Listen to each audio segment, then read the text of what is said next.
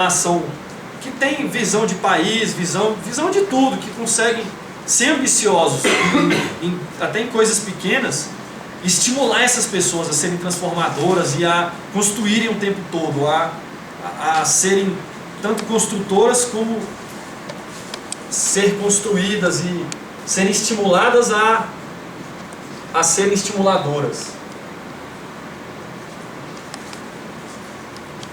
Onde a expressão sempre foi assim é ruim, porque às vezes a gente quer mudar uma coisa, aí alguém fala, ah, mas sempre foi assim. Aí como se, não, sempre foi assim, então é bom, tá do jeito que sempre foi, então é legal. Onde assim, a primeira coisa que você escuta todo dia é, sempre foi assim, é ruim.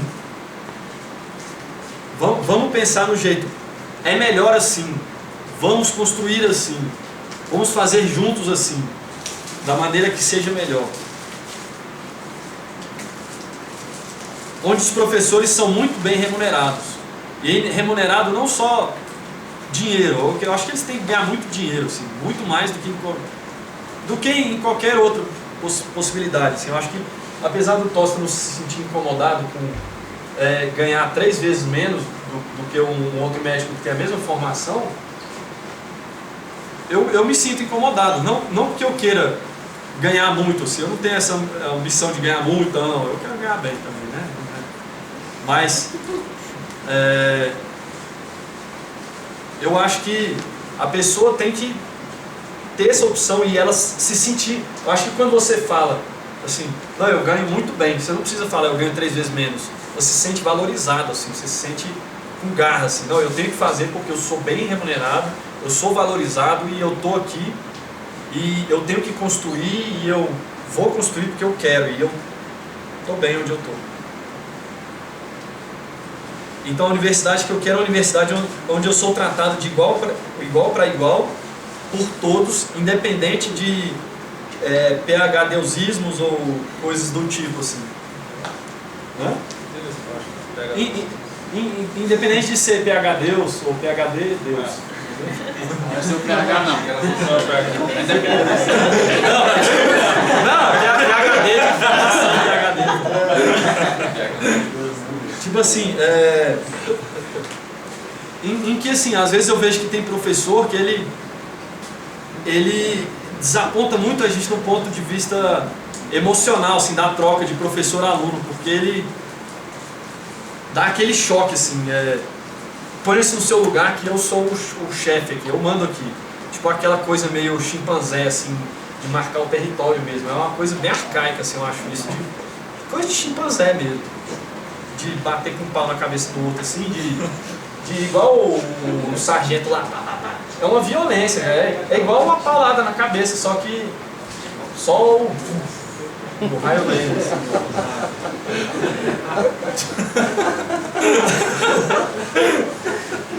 A faculdade que eu quero é onde a excelência é um bate-papo sobre a nossa realidade.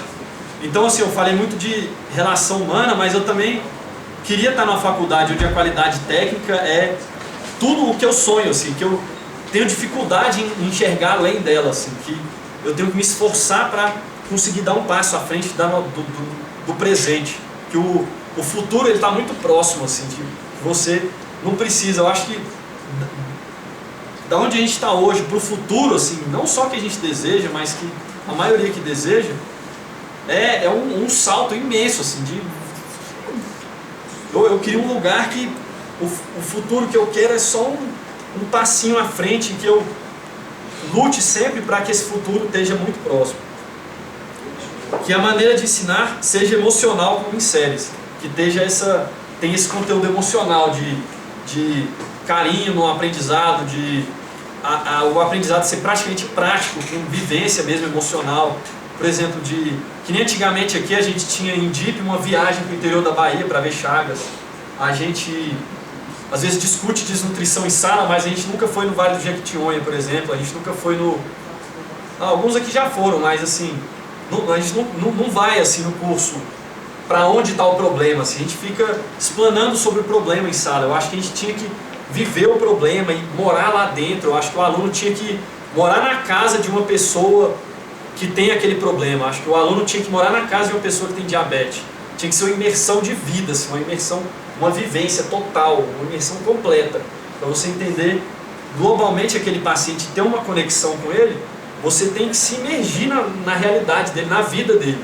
E a gente fazer várias imersões dessas, nem que seja por 1, 2 dias, sei lá, um final de semana por mês, assim, você tem uma imersão em um paciente que tem uma condição complicada. Que integração social, extensão e papel social sejam palavras sem sentido por serem a nossa vida em si, por serem só o que existe. Tipo assim, que a gente não precise fazer isso de extensão. Eu acho que isso aqui já tinha sido contemplado com o que o Danilo falou, que a nossa vida, tipo assim, o dia a dia, os meus 60 créditos de internato são a transformação. O que eu faço é transformar. E meus professores, a universidade, ela só transforma. Ela não é só uma reprodução, assim, ficar preenchendo papelzinho, aquela rotina bem pacata de coisinhas que a gente faz para aprender, assim. Eu acho que a gente trabalha muito com migalha. A gente tinha que ter uma imersão maior, uma transformação grande. Eu acho que a gente tem condição e conhecimento, todo mundo aqui, cara, vocês têm uma condição de mudar de torcer uma espinha assim todo dia, de mudar uma vida completamente todo dia. Eu acho que a gente tinha que fazer isso. E uma faculdade onde se constrói o conhecimento em sala de aula. Eu acho que é só, professor. Muita coisa, né? Você pegou os dados mais importantes. Uma salva de palmas do PH.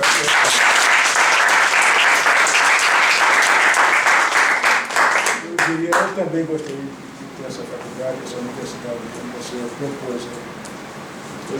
E são coisas pequenas, não tem nada de revolucionário, nada extravagante, não tem. São coisas muito simples, mas que tudo depende de uma transformação de cada um de nós. Né? A gente está sempre esperando que os outros passem por nós, mas nós esquecemos desse passo. Né? E a humanidade é para as pessoas, cada pessoa mudar a humanidade viva. Então, se cada aluno der uma contribuição, por menor que seja, para a melhoria do bem comum, as coisas melhoram. Então, nada que você propôs aqui não é execuível. São coisas execuíveis, coisas pequenas, mas com um alcance imensamente grande. Parabéns, professor. Tira o sino. Alguém quer fazer uma contribuição para a construção da nova universidade, da Faculdade de Medicina? Não, na verdade, assim, eu acho que todo mundo já falou muita coisa que é bem o que todos nós queremos. Né? Na verdade, eu só queria fazer uma colocação, assim, porque ouvindo tudo isso e ouvindo as coisas que estão se gerando aqui, eu formulei um pensamento aqui, porque se eu fosse tentar falar isso de cabeça, eu não ia conseguir articular tão bem. Mas é só uma colocação que eu estou sentindo no momento, porque é uma coisa que eu acho pertinente. Vai ser legal todo mundo. Bom, é que hoje arde dentro de mim uma chama. Não é azia, é chama de vontade. Vontade de mudar. Renasceu a coragem. E entenda-se por coragem, não o contrário do medo. A coragem que renasceu é a fé de que uma vontade possa se tornar uma verdade. Foi numa sala de poucos metros quadrados, onde alguns se reuniram e falaram aquilo de mais verdadeiro de seus corações. E emanaram uma energia tamanha que ultrapassa as paredes da 122. Vai além da nossa época. Ninguém aqui dentro, ninguém, é o mesmo de algumas horas atrás. No mínimo, todos nós vamos levar a lembrança desse momento. Mas eu não sei quanto a vocês, mas além da lembrança desse momento, eu vou levar a noção de que nós somos mais, de que a gente é capaz de fazer mais do que a gente pensa que pode. Vamos à luta até o fim. A gente vai correr atrás, ver se a gente consegue associar, ver se a gente consegue mudar a nossa situação na nossa educação. E a gente vai tentar até o fim.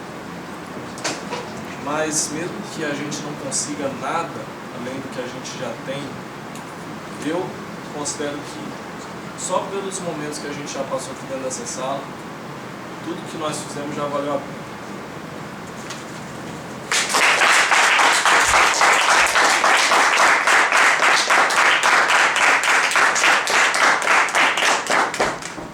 essas manifestações vocês veem, vocês tomam consciência, convicção da potencialidade que vocês têm, da inteligência, da sensibilidade, e que a mudança depende de cada um de vocês. Os Pedros falaram, são coisas muito importantes, porque saem da verdade, do sentimento real de cada um de vocês. Antes de ficar demais, eu gostaria só de ler sobre, por exemplo, a humanidade, né? A humanidade que temos e a humanidade que queremos. Né? Vocês acham que a humanidade está progredindo, está numa ascensão ou está numa decadência? O que você acha? Acho as duas coisas. Está ao mesmo tempo subindo e descendo? Porque ela sobe em alguns aspectos, mas em outros aspectos eu vejo que ela só decai. Exatamente esse ponto e esse aparente paradoxo, que é só aparente, porque ela pode subir e descer, eu concordo plenamente com você, leitor. Vou falar algumas coisas que eu anotei aqui. Por exemplo, a favor da humanidade, esse crescimento que foi falado, o aumento da expectativa de vida da população. Nos últimos 100 anos mudou de 37 para 73 anos. Coisa fantástica, de 37 a 73 anos, num século somente. A redução da mortalidade perinatal infantil, a redução significativa da frequência de desnutrição, a redução das doenças infecciosas, a melhora geral dos níveis de saúde, maior acesso à água pura e aos alimentos saudáveis, né? A melhor do saneamento básico, a maior ênfase na prevenção das doenças, o estímulo à adoção de hábitos saudáveis de vida, a vacinação, os melhores métodos de diagnóstico, de tratamento, procedimentos cirúrgicos, a consciência do custo social das doenças, é uma coisa importantíssima. Até muito recentemente ninguém tinha ideia do custo social das doenças. O indivíduo que está fumando, ele está acabando com a sua vida, e os demais também. Tem pessoa que bebe, vai dirigir, tem um custo social imenso, que depois, muitas vezes, é o Estado que assume isso. Então, isso é uma coisa mais recente. E a tendência ao retorno da visão integral do ser humano. A medicina de saúde, a medicina da família e a comunidade resgata isso do antigo médico de família, do tempo dos meus avós, é uma coisa importantíssima. Entretanto, existe uma quantidade de contras, já foi o que foi falado, e o paradoxo é aparente, porque por isso é material, nós estamos melhorando substancialmente, mas sobre outros aspectos estamos em plena decadência. Ansiedade e depressão em níveis alarmantes e progressivos. A ansiedade e a depressão são as doenças que mais evoluem, mais aumentam em todo o mundo. Em todas as idades, todos os quadrantes, todas as etnias, é a ansiedade e a depressão. E a consequência disso é o aumento expressivo dos casos associados à ansiedade. Obesidade, dislipidemia, hipertensão arterial, infarto do miocárdio, diabetes, osteoporose, AVC, alergia, doenças autoimunes, todos associados são manifestações da ansiedade crônica. Além disso, câncer, distúrbios sexuais, distúrbios da atenção e síndromes dolorosas crônicas. Nós estamos cada vez mais emergindo nessas condições patológicas. O aumento do individualismo e da competitividade, o aumento da desconfiança e da hostilidade das pessoas, o aumento do consumo de drogas lícitas e ilícitas, o aumento da violência de toda espécie, o aumento da frequência de crimes sexuais, o aumento da frequência de suicídios. Vocês talvez fiquem chocados, como eu fiquei quando eu soube, com o dado da OMS, que a cada ano 1 milhão de pessoas se suicidam. 1 milhão de pessoas. E a curva está ascendendo. Ou seja, cada dia 2.740 pessoas se matam. Por desespero, que acho que não vale mais a pena viver. Isso só de suicídio, não inclui as tentativas de suicídio, tem mais do que isso. A fragilização da estrutura familiar, a fragilização da estrutura social, a crise de valores, nós tratamos ainda há pouco, honra, dignidade, respeito, bem comum, e em contrapartida nós estamos, a sociedade está valorizando a esperteza, o mais esperto, que está bem na vida, e esse é o mais valorizado pela sociedade. A a valorização da prosperidade material e do consumismo, a distorção de significados, atualmente política, sem o exercício do bem comum para pensar. Atualmente a política é quase pejorativa, chamar um centro de política, a pessoa sabe que chamar de política vai ficar muito indignada, né? Então a política mudou, desvirtuou totalmente o que era justiça, a ciência para muitos virou uma religião. Então a gente não pode ir contra o que a Deus, a ciência manda e, consequentemente, a gente deixa de evoluir porque as ideias mais criativas que vão contra o establishment científico são simplesmente descartadas da ciência. Nós tivemos um dos piores momentos da minha vida profissional foi impor como linha de pesquisa aqui na Faculdade de Medicina o tema psiconeuroimunologia da meditação. Isso causou um reboliço imenso, eu até adoeci por conta da frustração que isso foi. Fizeram de toda maneira, meus colegas, inclusive meus ex-alunos, estavam sabotados de toda maneira. E foi muito difícil. Então você vê coisas como essa, o preconceito, achar, não, isso não é coisa de ciência, e essa coisa que vocês conhecem. Então, essa mudança é muito difícil. Ciência é uma coisa que para muitos não pode ser, ao invés de ser aquilo que impõe a mudança, a transformação, é ao contrário daquilo que impõe o conservadorismo. Uma ocasião eu me lembro que eu apresentei no Simpósio Internacional de Malária umas ideias novas sobre o controle da malária, inclusive da vacinação antimalárica. Eu falei com os colegas todos reunidos que há 100 anos, mais de 100 anos, a primeira tentativa foi em 1896, desde lá para aqui, nós estamos tentando achar uma vacina antimalárica. Mais de 102 formulações distintas já foram desenvolvidas, algumas altamente sofisticadas, e nenhuma foi capaz de proteger o indivíduo. Nada.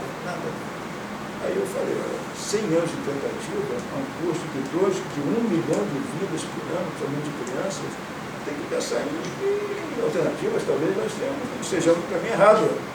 Aí eu propus uma teoria, uma adaptação, não sei o quê. Um colega meu, que era da USP, na Espanha, falou o seguinte: o cientista reconhecido internacionalmente, ele falou, você está dizendo que tudo que eu fiz na minha vida não valeu nada, que era tentativa de achar vacina, vamos fazer isso, botar um gene disso, botar uma proteína. Eu falei, não estou dizendo que 100 anos de tentativa é tempo demais, nós temos que pensar que talvez exista uma alternativa. O que você tem feito, os colegas têm feito, não adianta nunca a gente aprender a biologia celular, o molecular do plasmódio, do mosquito, mas não está resultando em efeitos palpáveis para o controle da malária. Então, por que não pensar em coisas diferentes?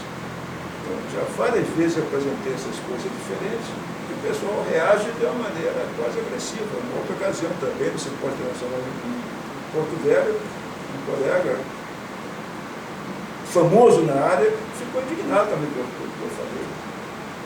Depois aí um outro colega que estava lá, que eu já vi no me defendeu.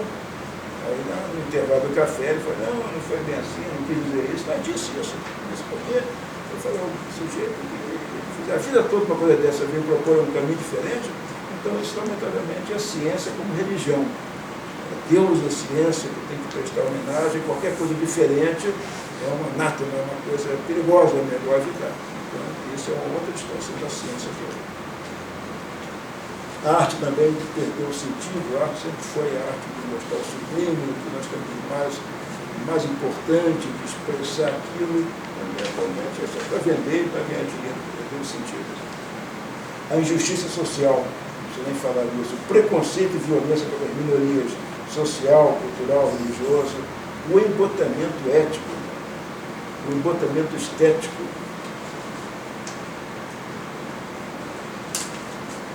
o embotamento da criatividade. Se vocês forem notar, o que é de importante tem sido feito nos últimos anos em arte, em literatura, em cultura, em música, filosofia, surgiu um culto, uma ideia nova. Não, todos os nossos grandes artistas do passado envelheceram, foram esquecidos, o que surgiu para substituir? Nada. Nós temos uma crise de criatividade imensa. Você vai repetir, reciclar, e nada de novo, nada de importante aparece. O medo generalizado. Nós vivemos refém do medo. Nós temos medo de sair à rua à noite, temos medo disso, medo daquilo, gera uma ansiedade crônica que gera uma quantidade de coisas associadas à ansiedade. Eu falei, hipertemia, hipertensão arterial, diabetes, osteoporose, alteração da libido, aquela coisa toda. Então, nós vivemos atualmente cada vez mais refém do medo. Coisas que eu me lembro, no caso eu nasci no Rio de Janeiro, onde eu fui visitar lá meus irmãos, nós fomos jantar lá no Leblon. Depois vamos conversar ali, vamos pegar o repetido do carro. Aí meu irmão disse, não, isso é perigoso, não sei o que, não faça isso. Eu fiquei, poxa, isso não já na terra desse gosto da Brasília, é diferente. Atualmente Brasília é igualzinho, quando eu vi em São Paulo, primeiro, minha filha foi sequestrada, essas questões. Meu carro já foi roubado, eu tive 2 carros roubados. Então, gente, essa degradação da qualidade de vida, do bem-estar social, da segurança, então nós vivemos com medo. A gente olha assim, fica em alguém assim, para o estacionamento à noite, fecha o vidro, já faz isso. Então, nós estamos mudando de hábito porque nós estamos aceitando sermos refém do medo, porque não tem saída. E principalmente, para terminar, a última coisa que eu vou falar para vocês é a tríplice vacuidade que nós vivemos. Nós vivemos atualmente, a humanidade como um todo, somos nós aqui, um vácuo ideológico. Então, já no tempo que eu era com vocês, tinha aquele negócio, contra a ditadura, não sei o quê, a favor do socialismo, isso. Che Guevara foi passando a minha turma, inclusive, em 68, tive a ousadia de propor isso, meus colegas aceitaram. Eu falei, não Che Guevara, mas o doutor Ernesto, que era um médico como nós, né? Prestou homenagem a ele. Obviamente o reitor proibiu, não podia nem botar o nome dele de uma tarja preta. No dia da formatura foi no Teatro Municipal do Rio de Janeiro, quando o colega de está fazendo, o vereador de está fazendo o discurso, a polícia militar invadiu, saímos correndo, no dia da formatura nossa, na colação de grau.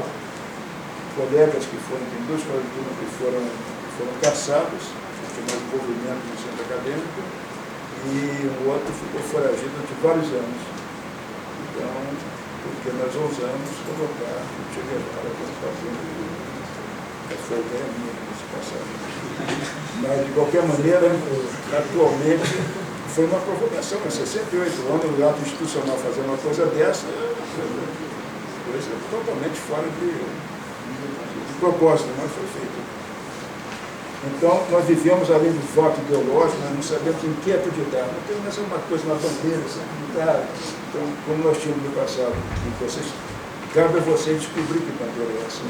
Um vácuo existencial. Todos nós, a humanidade como um todo, vive num estado de catalepsia generalizada, coletiva. A gente vai caminhando, fazendo todo mundo a mesma coisa, naquele rebanho, um efeito rebanho, né? E se perguntar, o que você quer da vida? Qual o sentido da sua vida? Grande parte de nós, a vasta maioria de nós, não sabe o que está fazendo aqui. Não sabe, não sei. Eu faço a pergunta há muitos anos, alguns que respondem, na minha vida, ser feliz. Eu pergunto, o que é a felicidade? A felicidade é ter isso, é ter aquilo, é ter dinheiro, é ter fama, é ter estabilidade, é ter uma boa casa, um bom carro, é ter viajar, essas coisas todas. Mas, no fundo, o que acontece é uma busca incessante. Cada um alcança aquele patamar, supostamente, da felicidade, e vê que a felicidade está lá. E vai, acaba aí. As drogas, com bebida, porque aí perde a noção que a felicidade está sempre procurando fora, e não encontra. Então, nós vivemos esse vácuo existencial, não sabemos o que nós vamos fazer aqui nessa vida. E um vácuo espiritual, eu digo, não religioso, mas espiritual propriamente dito, que nós não sabemos quem somos nós. Grande parte da humanidade vive como se nós fôssemos um corpo, uma máquina. E nós temos que satisfazer a máquina, o nosso corpo e as nossas sensações. Esquecemos que nós não somos essa máquina, nós somos a nossa essência, seja o nome que se dê a nossa alma, Deus em nós, alguma coisa assim, que é imortal. E, em vez das sensações, são sentimentos mais profundos, mais sublimes, que movem a gente. Sentimentos profundos e sublimes, como esse que vocês estão demonstrando aqui, ao caçar, ao brigar por uma causa que vocês acham justa, e solidariza, eu também acho. Então, quando a gente fala uma coisa dessa, o que é que sobra? Tem salvação. Tudo errado. Só a parte do material é bom, tem menos doença, tem menos infecção, tem menos desnutrição, mas a gente tem que tentar suprir essa tríplice vacuidade, esse vácuo ideológico, esse vácuo existencial, esse vácuo espiritual. E isso é uma coisa muito importante, depende do crescimento, de um autoconhecimento, de uma auto-reflexão, coisa que nós não estamos acostumados a fazer. A propósito,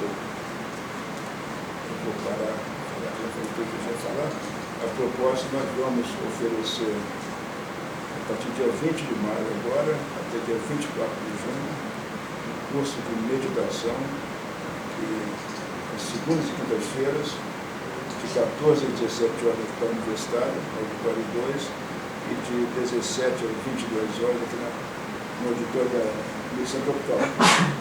É a coisa mais importante que eu já aprendi na minha vida. Isso sem exagero é a realidade, é uma capacidade de transformação, um curso de 30 horas de aula, durante 5 semanas, a gente faz uma avaliação depois das pessoas, dos egressos, e a gente descobre que uma parcela substancial é 85% a 90%, depois da experiência de 5 semanas, saem mais amorosos, mais compassivos, mais preocupados em melhorar a si mesmo, melhorar o mundo, e além de várias, menos ansiosos, menos depressivos, a resposta militar melhora, isso tudo é um trabalho científico.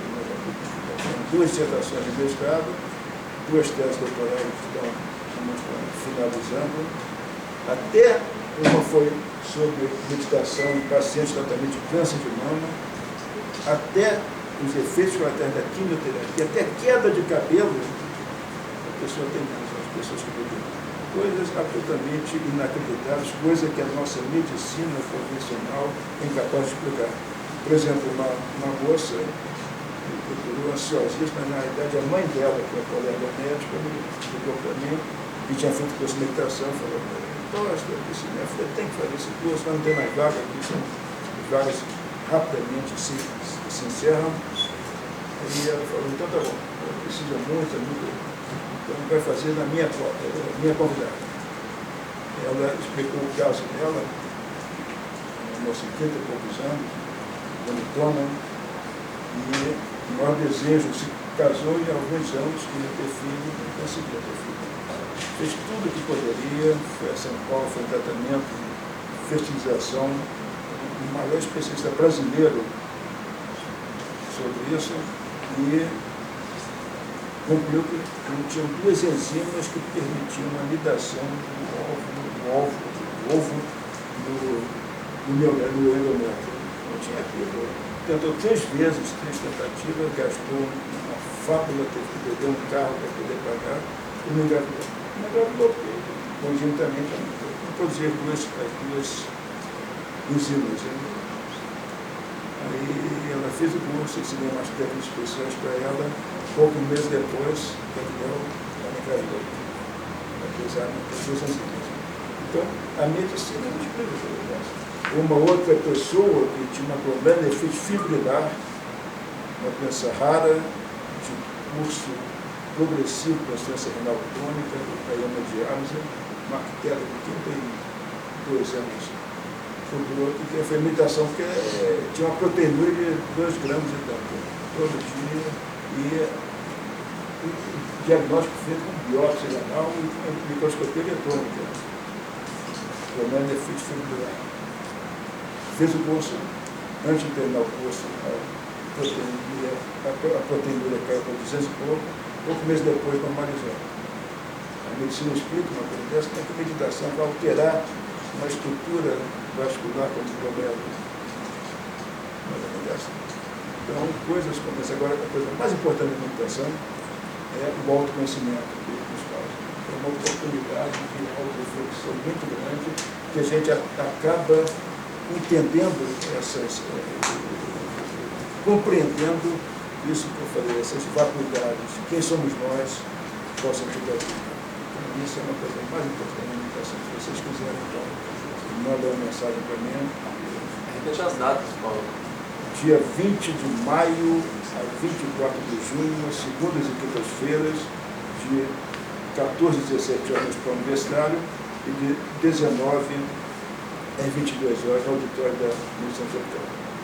Então, a matrícula é feita pelo CESP, quem tiver interesse, manda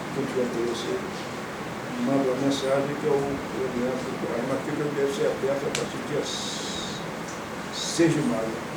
Então, não foi a partir daqui. Então, e a outra coisa que eu ofereço a vocês, que vai ter também um curso de Tai Chi Chuan, por um mestre, que aliás é um médico, ele está no curso de origem chinesa, nascido no Havaí. Ele está numa licença baixa aqui na Missão Tropical, 6 meses, e ele tem a experiência de mais de 30 anos ensinando Tai Chi. Ele ensinou nos Estados Unidos, na Tailândia, então é um sujeito fantástico, e é um curso de graça que vai ser talvez às terças e sextas-feiras, de 6h30 às 7h30, ali na própria Universidade Tropical. Espaço livre tem na Universidade Tropical. Da manhã? Da noite. 18h30 às 19h30. Não está definida a data ainda, mas vocês estão convidados. Uma coisa muito boa, e um sujeito fantástico. E, de minha parte, eu queria para encerrar isso, para pensarmos, dizer que, apesar desse levantar essas questões todas negativas que se escondem no mundo, na universidade, na faculdade, eu sou uma pessoa altamente otimista quanto à capacidade de informação. E se eu não fosse, eu não estaria aqui. Eu estou aqui com vocês, me solidarizando com vocês, porque eu acredito na capacidade de transformação do ser humano.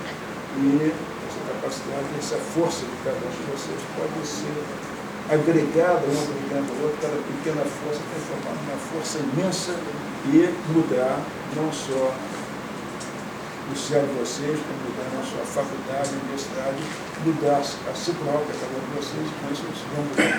Muito obrigado. Espero que algum comentário mais. Está aberto aqui um debate, né?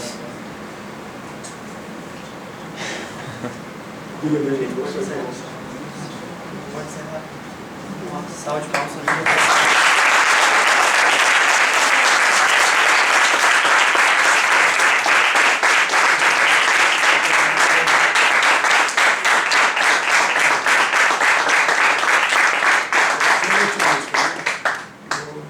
Definir que nos próximos 30 e poucos anos eu vou até completar 100 anos, eu vou continuar nesse ritmo de trabalho 14 horas por dia, mas quando completar 100 anos eu vou só eu comecei a aprender violino, segundo meu professor, que leva 25 anos para aprender o básico. Eu tinha 65 anos quando eu comecei, então quando tiver uns 90 anos eu estou começando a... Muito obrigado a vocês, parabéns pela iniciativa. Queria propor uma forma de terminar aqui, professor, que é uma forma nossa de terminar as coisas. O que vocês acham? A gente sempre termina o ensaio. Vamos fazer um redondo? Quem é que conhece o redondo? Quem não conhece redondo, fazer um redondo. Posso começar. A integridade física será mantida. Eu não prometo nada. Deixa o pedestal e vira pra cima. É mesmo? Não, tem que subir o pedestal. Ô, Brad, Eu subi, mano. esse de autismo aí. Como é que faz pra levantar isso aqui? Você tá falando sobre amor aqui. Não dá, né? Levanta. Dá pra fazer isso aqui. Então, Opa! Levanta esse Não, bota. bota a ela câmera aqui aqui no meio. embaixo. Então, é isso que eu tô pra cima. fazendo, velho. Isso. Faz, ajuda aí. Cuidado só com a tomada. É só tirar a câmera daqui, não? Ai meu Deus, a câmera tá caindo. Pegou. Aí. Mas é articulação. Qual é esse? Como é que vai fazer? É um ritual semi-aborígene.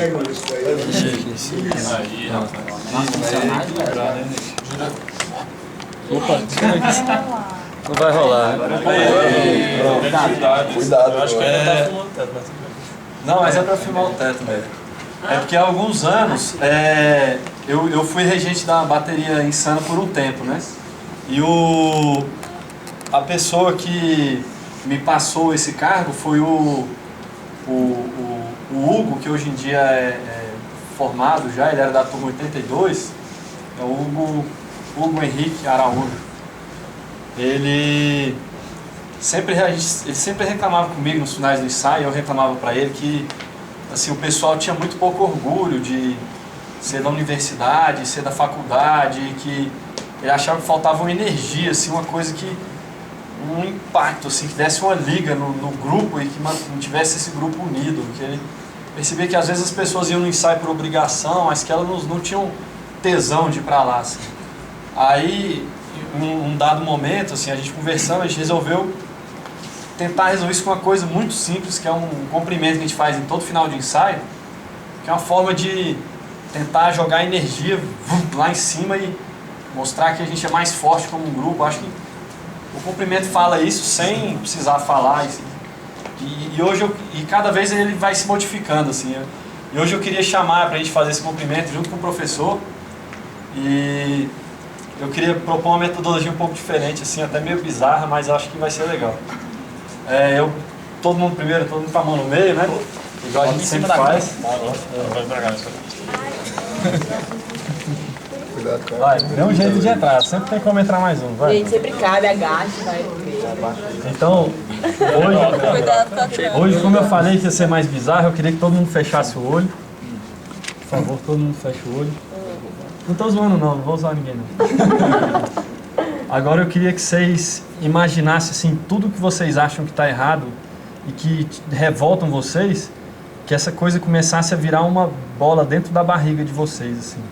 E vocês vão visualizar todas essas coisas que te dão muita revolta, assim, que vocês sabem que está errado, que vocês querem que mude, que vocês se acham impotentes diante delas, e vocês vão imaginar essa bola crescendo cada vez mais, e essa bola vai começar a empurrar o estômago de vocês, e agora essa bola tá tipo virando uma parada assim, meio que de luz e subindo assim, pelas costas de vocês. E esse enjoo tá ficando cada vez pior assim, que essas coisas ruins estão crescendo e elas estão se acumulando e subindo agora pelo peito. E agora essa coisa se prendeu na garganta de vocês e ela tá sufocando você agora. Todas essas coisas erradas que te revoltam muito, que vocês querem mudar, elas formaram, elas estão aí, estão te sufocando, vocês estão sentindo essa bola na garganta. O animal! Insana! Aí, galera.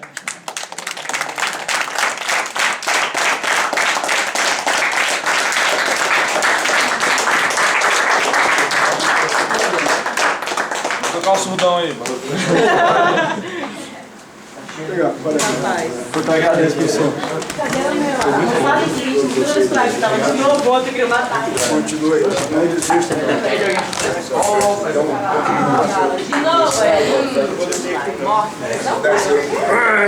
novo, Obrigado, professor. Vamos com vocês aí.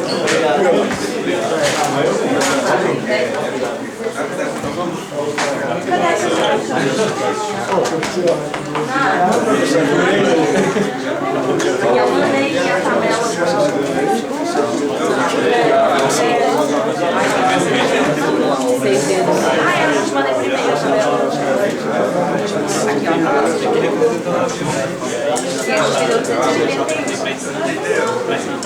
É, só que você pode, mas Valeu, menino.